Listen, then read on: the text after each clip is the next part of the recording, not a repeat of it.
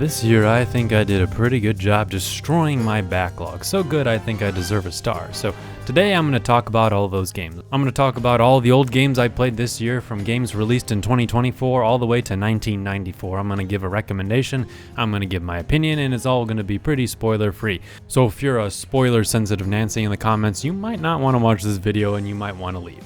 You have free will, unless you're a Persona fan. Then you're definitely going to want to stick around. You don't have free will, and you're required to keep watching because I did play 2 of those games this year, and you're probably going to want to know what this idiot thinks about it. Also, we're going to be ranking these games on a system of a must play, or a yeah, you should play this, or maybe you should play this, or just a nah, bro, don't play this. Anyways, there will be some timestamps down below for the impatient, and let's move on to the very first game that scared the shit out of me early in the morning of January 1st, 2025.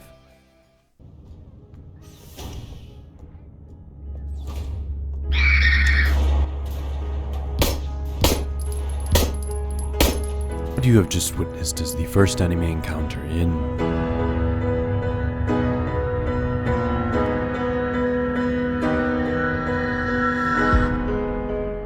This enemy encounter scared the shit out of me, and it is the equivalent of the first Goomba in Mario 1-1 hoisting itself up with guts and mud on its face before screaming at you in a pursuit of bloodshed. Signalis is one of the best survival horror games I have ever played. It is reminiscent of the old PS1 era of games that I never actually played because I'm just a little too young for that. But it captures the style so well without forcing me into a foreign control scheme. The best part about the game is exploring the desolate sci-fi hellscape that blends psychological horror with monstrous creatures and some pretty tough puzzles. But I think the biggest thing that I love about Signalis is that I just haven't stopped thinking about it since I played it earlier this year. It's one of those games that I think just really sticks in your mind and you just can't forget.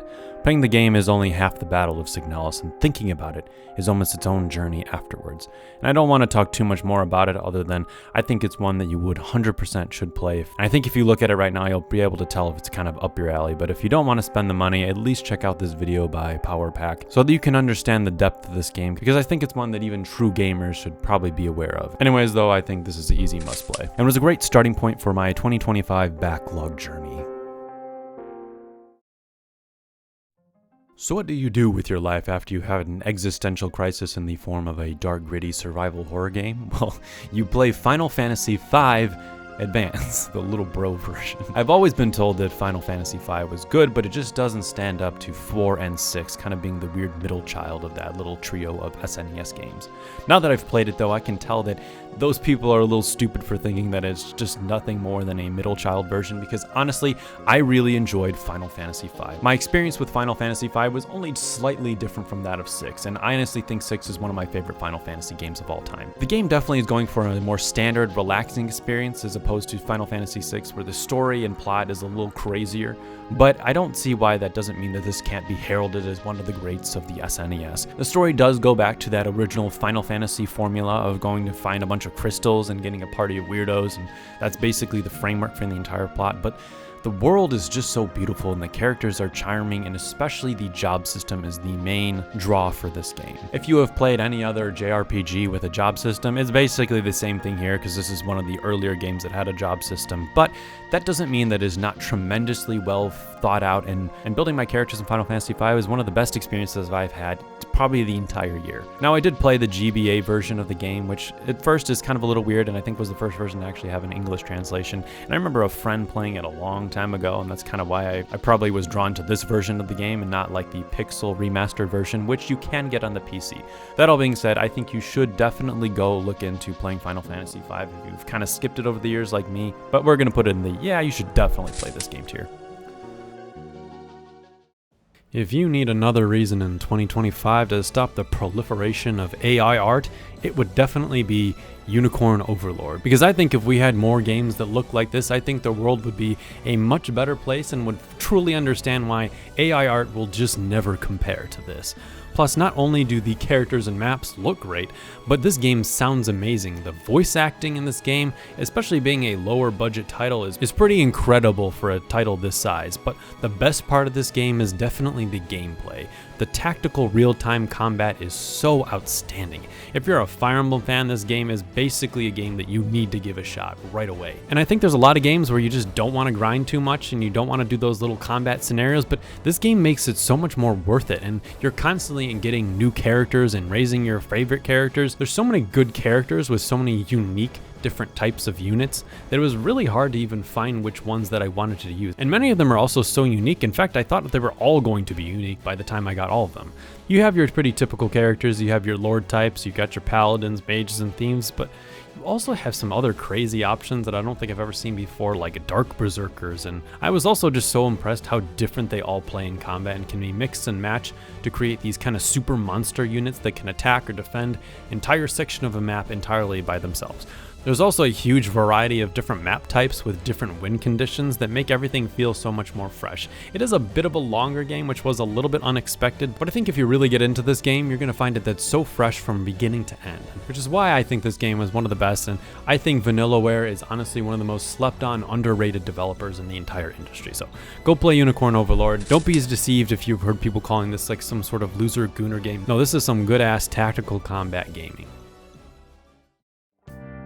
My most cherished gaming memories is playing Persona 5 on the couch at home on my break from college. It was a cold winter day. I was hanging out talking to Sojiro and LeBlanc, and the music was just so mesmerizing my dumbass fell asleep while playing the game. And who knows how long later, my sister came into the room and just woke me up, just started laughing her ass off, thinking that the game was so boring, but really what was great about the game is just the vibes themselves. And ever since then, I've always just been able to really recognize how much I love the vibe of Persona 5, which is why this year I finally went back and actually played Persona 5 Royal, which I'm counting as a whole new game. Because Royal is basically better than Persona 5 in every single way. There's more characters, more dungeons, more side content. They expand relationships with all the characters that you already loved if you've already played Persona 5. If you haven't played Persona 5 before, then I highly recommend that you start with Royal and not the original Persona 5. I also think this is a great starting place if you want to get into the Persona series, especially on Switch. I know the graphics take a little bit of a hit. Playing the game in handheld drastically improves the pace that you can get through these games, because for me, these are long ass games, so it is going to take a while. And I know there's a trend where this game is often talked about how it's a slow start, which yeah, I mean, it is a slow start, but I do have to push back on this narrative I've heard for years and years, that saying that this game is like objectively boring in the first 10 hours or something. Because personally, I think if you really connect with this game, that you're going to be really hooked by the vibes of Persona 5 from the very beginning. I know when I started it, I wasn't thinking for the first 10 hours like, when is the game's gonna get good? I was hooked into it from the very beginning. So I do kind of think if it doesn't hook you into the first couple hours, then it probably isn't for you. I know most people will say stick around, but I don't know. I think the true person who's going to really love this game is going to be hooked in the first couple minutes. Because when you do really get into one of these games, I think Persona 5 is a quintessential game that when it hooks you in, you will be coming back every single day and playing through the dungeons that are so intricate, you might end up playing them for hours in one session. And then after you finish a dungeon, you'll just be stuck in a cycle of doing just one more thing, just one more, like talk to one more person just to finish up that social link or something, or just work a part-time job to enhance your social stats or something. It gets really addicting. And the final thing I'll mention, because I don't want to spoil too much, is the new story additions in the Royal version take this story to all new heights and levels of frustration with all the shitty humans that exist in this world. So highly recommend that you play Persona 5 Royal.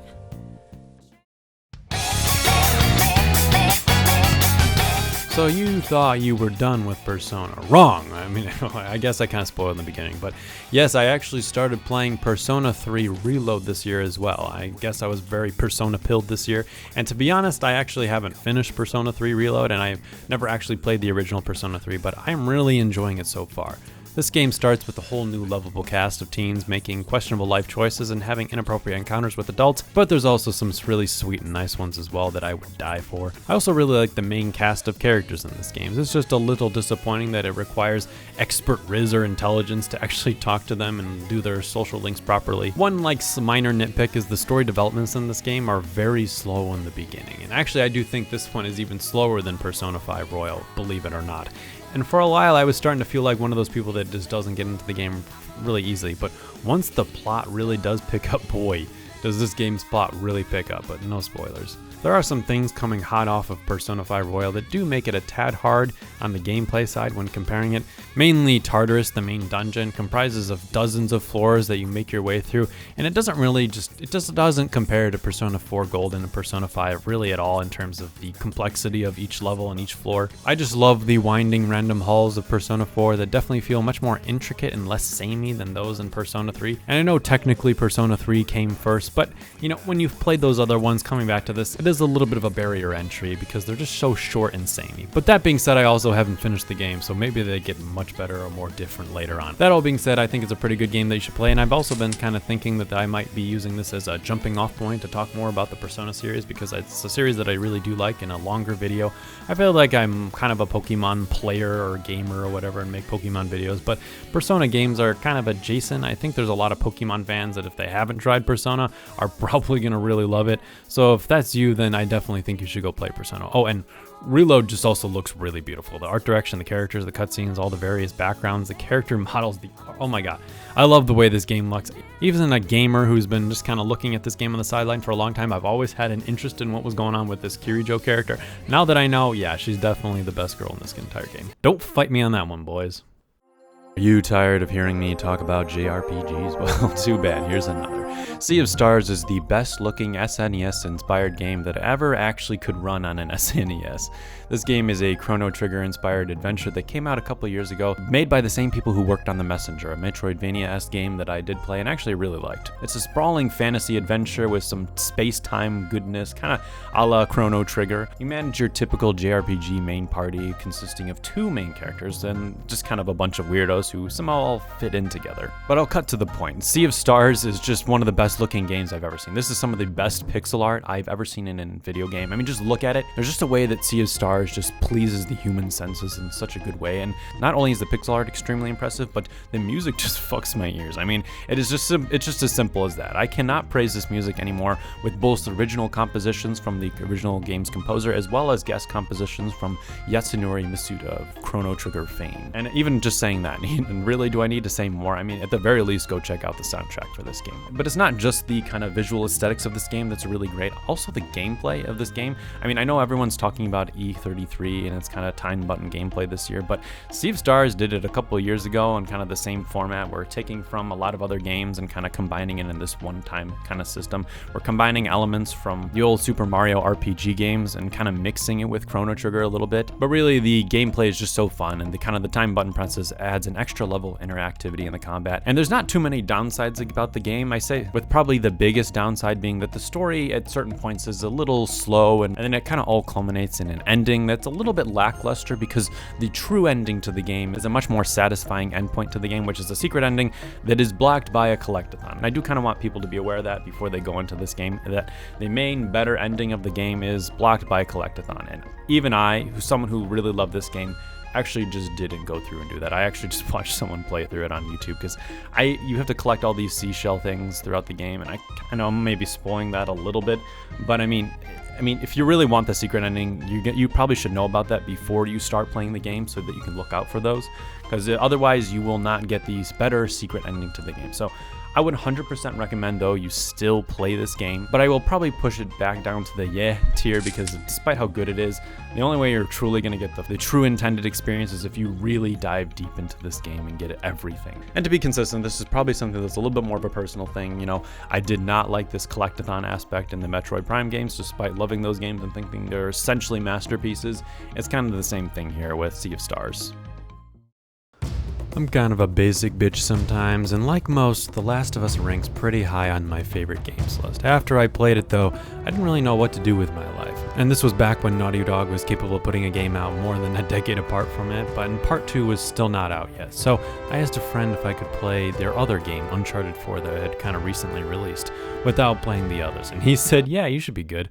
He was an idiot. If you haven't played the Uncharted games, do yourself a favor and start from the very beginning, because that's what I did this past year. After being inspired by that one Astrobot level, I played through the entirety of 1, 2, and 3, all the PS3 era games on the remastered version. And I'm just going to lump them all into one section because yeah, they all have different stories and 3 is a little bit more polished than the first one, but ultimately they're still similar enough that I would still give them the same recommendation. The Uncharted games are the quintessential action and adventure game. And so many games we play nowadays have snapped a root off this old tree and taken so much inspiration from it. From the gunplay, the cinematic cutscenes, the massive set pieces, and of course all of the climbing. Not the first game to do all these things, but this game's definitely refined it and put it into a package to please the teenage mind. But even as an adult in 2025, these are just another fun game to play after a hard day of work. They're easy to unwind to, and as long as you don't play on the harder difficulties. The gameplay and puzzles are complex enough to make you scratch your chin enough, but not enough to make you smash your head or blow a gasket. The acting is also pretty top-notch in these games, except for some of the villains. Some of the main villains in a couple of these games are a little bit more, they're a more tad shallow, at least compared to the depth and commentary in the later games or in things like The Last of Us, but sometimes you don't want to have an existential crisis while playing games, you just want to have fun. And I think the thing I appreciated the most was seeing the modern gaming roots in these games and wondering how the hell did they do all this back in 2009. And now I'm pretty excited to go back and play Uncharted 4 with all the context I have now.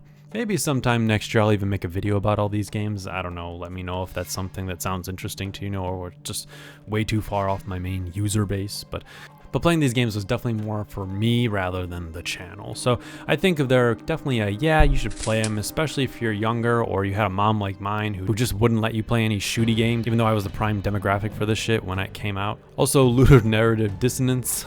I know that's another thing that's talked about a lot with these games, and to be honest, I was just here to have fun. If it wasn't such a big talking point that I've heard about in relation to these games over the past decade or so, I probably wouldn't have even noticed it as a problem and just continued to mindlessly shoot away as Nathan Drake with no repercussions. And oh yeah, and of course there's some scenes in there I just want to mention, like the desert scene in Uncharted 3, cinematic masterpiece, and also the train scene in 2, of course, just awesome, great. Star Wars Outlaws barely existed on my backlog because it's a new game that came out last year. But that all being said, I didn't play it until earlier this year because I got it for a Christmas present last year or so. And I know there was a whole narrative about this game that a lot of people were pretty much against it last year and didn't like it, but my opinion is that people are loud as shit and need to learn to shut up. Okay, I don't actually love this game that much that I go that far, but I think this game is pretty damn fun. I like Star Wars. This game's absolutely not a masterpiece, but just like Uncharted, it's a fun-ass game. It's got some pretty great shooting, and especially if you waited after a while, I think there might have been some bugs on release, but nowadays you play it in 2025, and they basically fixed a lot of that, I think. It's just amazing how waiting a bit can just fix so much about a video game. Obviously I know they should have released this in a better state or whatever, but I mean, there's only so much a human can do, and for me personally, I just waited a little bit and now the game's better, and now I don't have to lose a few brain cells arguing with people on the internet or something about it. I think my favorite part about the entire game is the whole syndicate thing, which you can balance out relationships with various syndicates in the game, and you get cute gear for it. I mean, I like to dress up my little sidekick dude. I'm a sucker for, I'm dumb, I'm a sucker for this cute little sidekicks in a lot of Star Wars games, so sue me, I'm part of the problem of why they make like a bajillion plushies for these things, so that's my fault. Sorry. Anyways, I did put about 17 hours in this game. The game is pretty solidly paced, especially if you don't do a lot of the extra side content. I mean, I did enough side content and extra things to kind of level up each syndicate to the max, but that was about it. The final mission is also really excellent and awesome and very bombastic, but the game honestly is still kind of like that 7 out of 10 range. You know, it's not cracking my favorites of all time, but it's a pretty good ass game. I think it's a lot of fun. If you like Star Wars, I think you're gonna enjoy it. But you know, honestly, looking at some of the other games that I put in the yeah category, I kind of think that Star Wars Outlaws might be kind of closer to the maybe category. Really, if you're a Star Wars fan or you're kind of looking at it and it looks cool, then maybe play it, but otherwise I don't think there's any reason to go out and get this like right away. Anyways, let's talk about Dome Keeper. Dome Keeper is pretty freaking rad, dude. It's an indie game. You play as a little dude, you have a cute little bubble, and he or she mines under the bubble, and then after the day ends, you fight some monsters and you shoot a megapixel laser at them, and then after that, you go back to the mines and you keep doing that thing over and over again. It's kind of like Terraria, but only mining and very roguelike, and you get a bubble. The bubble is key. I love the bubble. I mean, I played it for about 10 hours, but I think this game, if it really hooks you in, you can truly turn that into into a blissful 2000. The only thing I found is that some runs could get a little bit tad stale at times, but there are things that are going to make the game pretty fresh, and there are like challenge runs that you can do as well, and not just the standard ones. But I think the best reason I like this game is it just hit me at the right time. After playing hardcore games like Expedition 33 or Silksong, this shit goes hard on the dopamine receptors for not breaking your finger joints, and just being able to enjoy the game, playing it with one hand and the other hand is holding a hot beverage. Anyways, those are my thoughts. It's always pretty cheap on Steam, and if you're watching this right now looking at it, and you'll probably know if you want to pick this up, and I think it's a really good winter game to play for all of you northern hemispherians.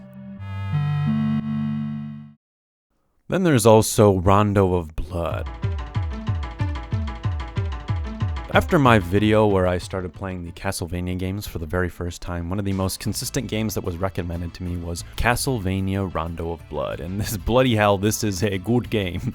I'd played a little bit of Dracula X, which is kind of just a worse version of this game, so going back and playing Rondo of Blood, I mean, I just got really into it, and it was really crazy how much I actually got into it, to the point where I played the original version, but then I also played Dracula X Chronicles, which is kind of a, I guess I would say a remake, but with just a different name, which again, it's kind of confusing to me as someone who's new to this, but I did play both, and I would 100% recommend that you even try both of these games, especially if you're kind of new to Castlevania. Dracula X Chronicles is kind of an easier version, I would say, of Rondo of Blood, but there's something so charming about it. It's weird, like 90s anime style. The voice acting is very cheesy, the cutscenes can be like a little cheesy, but who are you, mister?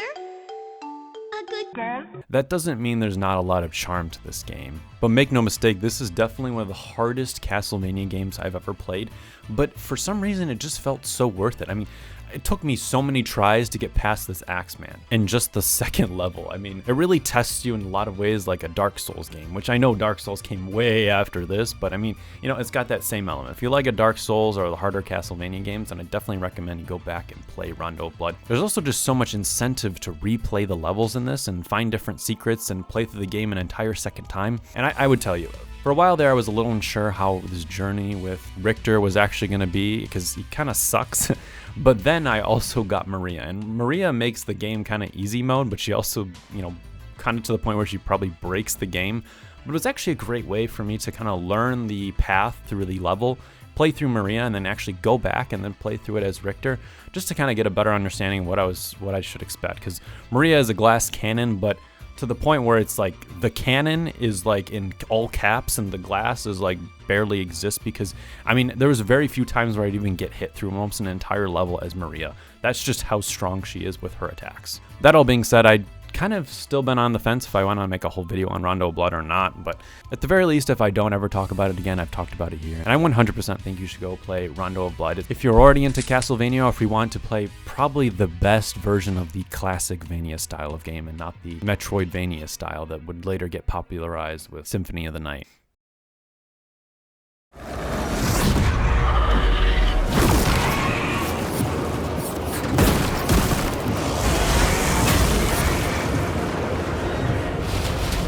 I also played my very first two Space Marine Warhammer 40k games. I know I'm stumbling around that because, again, this is my first time jumping into this massive franchise that exists and has probably like 100 games in it. But I was overall very impressed with Space Marine 2 and Boltgun. Both of them are kind of the same, but just different genres, where you just play these 9-foot-tall guys who just go around and shoot some alien creatures and monsters and stuff. But it's definitely a kind of game that I think is perfect for someone who just kind of want to relax and just do some destruction. I know Boltgun is called is kind of like a boomer shooter, and then Space Marine 2 is kind of more, I don't know, I'd almost say maybe kind of like a Gears of War-esque, because there's some multiplayer kind of co-op aspects of the game that I didn't really explore that much. I kind of just mainly played the campaign, and then I played like a very tiny amount of online. And I didn't play like both of these games like thoroughly for like dozens of hours or anything, but they were the perfect kind of game where I would just kind of go in, get some carnage, get some dopamine flowing through my brain after like a really hard day at work, and then just kind of dipping out and going to bed. That's kind of what it's perfect for to me. So if you want something to play that's just kind of cool and pretty to look at, or at least interesting to look at with Boltgun, then I'd highly recommend these games. But they're also kind of still more in the, yeah, you should play it if this is kind of something you're looking into. If you're not into the Warhammer 40k lore, then this is probably not a must play, and you probably have already played it. But if you're new to this, I think these are probably two really good starting points. Hey, I'm sorry to say this, but Bayonetta 3 kind of blows. It's one of the few nah bruhs on this list. So if you like Bayo 3, then definitely skip this section, as I'm going to be talking to all the Bayo 3 haters right now. And I know you probably don't want to hear me spout petty bullshit. If you enjoyed the game, more power to you. I don't like this game, and honestly the main reason is because I've played other character action games that have just ruined the spectacle, like Devil May Cry 5 and Final Fantasy 16. One for having much better combat, and the other for having a better story blended with doing the whole massive kaiju battle thing way better than this game. I think Bayonetta 3 would have done so much better if they had just waited for the Switch 2, but I also realized by that they really just could not have done that. This game needed to come out. And I do adore Bayo 2, and Bayo 1 is pretty okay, but playing Bayo 3 for as long as I did made me realize that maybe I'm just a Bayo 2 lover more than a true Bayo nutter. And to be honest, in the very beginning of the game, everything was kind of great until I got control of the monster in the kaiju battle, and then I just kind of lost all motion in this game, and I was just so disappointed with the spectacle that delivered. And I'm not even gonna get into the whole Viola thing, I just don't like that combat style. But yeah, the main Bayo combat is still good, and I like seeing the multiverse Bayonettas, and these are the kind of the few redeeming qualities about this game. But I just think this game suffered from development hell, and unfortunately I say nah bruh for me, because really it's just not for me. It could be for you though, but I'd definitely go back and start playing Bayo 1 and not just skip until Bayonetta 3 if you have never tried the series. I did also want to put all the other games I played for the very first time in 2024 on this list, but the ones I made long videos for already. So go watch those long videos if you want my true unfiltered thoughts. First, I'd start off with A Link to the Past. Despite technically playing it in 2024, I didn't get to rank it last year in my videos. So yeah, this game's an easy must play. I know I've gotten a lot of interesting comments on that video. Maybe I was a little too clickbaity or something, but in summary, I think this game is still awesome and definitely a must play. I do love the game. I can't even look at those comments anymore because somehow people keep coming out of that video thinking that I don't. I fucking do. I love this game. Link's Awakening is just, I'd say it's a must play for Zelda fans, but I also wouldn't put it over playing A Link to the Past for the very first time if you haven't started your 2D Zelda journey. Wind Waker though is absolutely a must play. It's so damn charming, and yeah, I'm not a huge fan of the sea area, but it's still a timeless game otherwise, and it's a lot of fun with some great dungeons. Symphony of Night, definitely a huge must play. Also Harmony of Dissonance, probably a must play. The rest of the Castlevania games though kind of litter the rest of the list. I really dove into the series this year and I ain't stopping now, so hopefully I can add more next year or at least make another video on Castlevania. And finally, we got Metroid Prime 3, and yeah, dude, this is the one that's really hard to place given we just got Prime 4, and I haven't played Prime 4 yet, but it sounds like my title for this video on Prime 3 might already be outdated.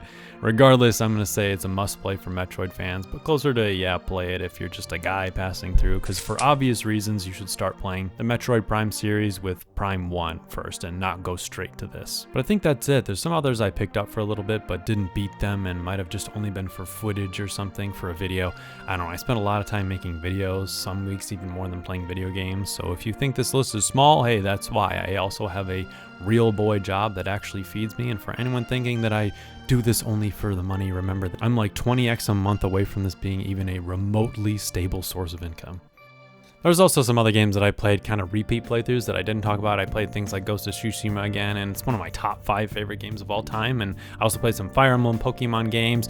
Definitely go check out Pokemon Lazarus, a ROM hack. It's really good, but I don't know, it came out this year. I don't even know why I'm mentioning it at this point. Anyways, in a little bit of time, I will be making a top 10 or so list of my favorite games that came out in 2025 that I've played in 2025 against my better judgment. And for the channel metrics, it's probably gonna do shit, but I'd feel destined that I must make one of these every single year. Anyways, hope you enjoyed this video. Look forward to that other video, and let me know what you played this year in your backlog.